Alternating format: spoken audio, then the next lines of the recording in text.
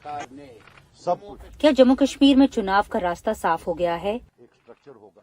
क्या supreme court के परिसीमन के कवायद को बरकरार रखने के फैसले के चलते इस साल वहां चुनाव करवाए जाएंगे? केंद्रीय गृह मंत्रालय का कहना है कि इस फैसले का असर चुनावों के होने या न होने पर नहीं पड़ेगा, क्योंकि कोर्ट ने कभी केंद्र द्वारा लिए गए फैसले यानी परिसीमन को रोका नहीं था। उस पर परिसीमन का काम पूरा हो चुका है, वोटर लिस्ट भी छप चुकी है। चुनाव को लेकर आखिरी फैसला चुनाव आयोग लेगा।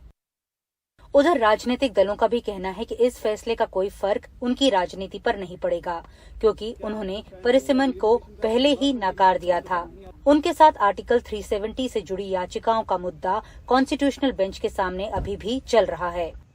सबसे पहले तो डिलिमिटेशन कमीशन को हमने सिरे से रिजेक्ट किया हुआ है।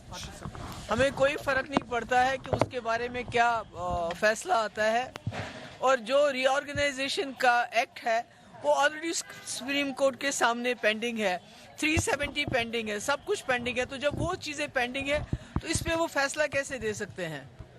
तो ये तो एक डिलिमिटेशन तो एक टैक्टिकल रिगिंग का एक प्रोसेस था, जो इलेक्शन से पहले रिगिंग करनी होती है, वो उन्होंने किया। मेजॉरिटी को माइनॉरिटी में कन्वर्ट किया, माइनॉरिटी को मेजॉरिटी में कन्वर्ट किया। इस बार जम्मू और कश्मीर में असेंबली चुनाव बदले माहौल में होगा। अनुच्छेद 370 के खत्म होने के बाद राज्य में पहली बार चुनाव होंगे।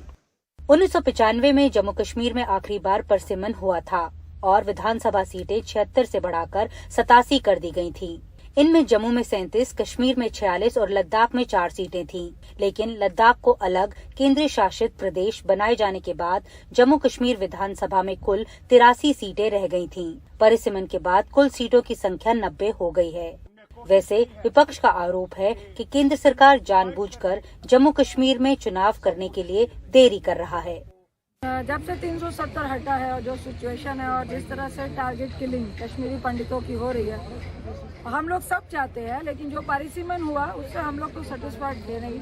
उन्होंने सरकार की जो मंशा थी, जो भाजपा सरकार है, वो मंशा दिख रही थी। उन्होंने सीटों को भी बढ़ाया है, लेकिन जिस मंशा से किया है वहाँ पर जो जितने भी विपक्ष के लोग हैं, हमारे सारे जो अलायंस पार्टी के लोग हैं, वो लोग भी उससे सेटिस्फाइड नहीं थे। लेकिन तब भी हम ये चाहते हैं कि आप इलेक्शन कराइए और उसको इमीडिएट कराइए। अब देखना ये है कि ये कब तक इलेक्शन कराते हैं। पिछली बार चुनाव जम्मू कश्मीर में 2014 में हुए थे, तब लद्दाख उसका हिस्सा था। पिछले 3 सालों में वहां पे ग्राउंड सिचुएशन बदली है, भौगोलिक स्थिति भी बदली है और साथ में निर्वाचन क्षेत्रों की जो एक तस्वीर है वो भी बदली है। जाहिर है इस बार जब चुनाव होंगे तो समीकरण जो हैं वो नए होंगे और साथ में नतीजे भी जो हैं वो नए होंगे। नई दिल्ली से कैमरा पर्सन सचिन के साथ नीता शर्मा, NDTV इंडिया के लिए।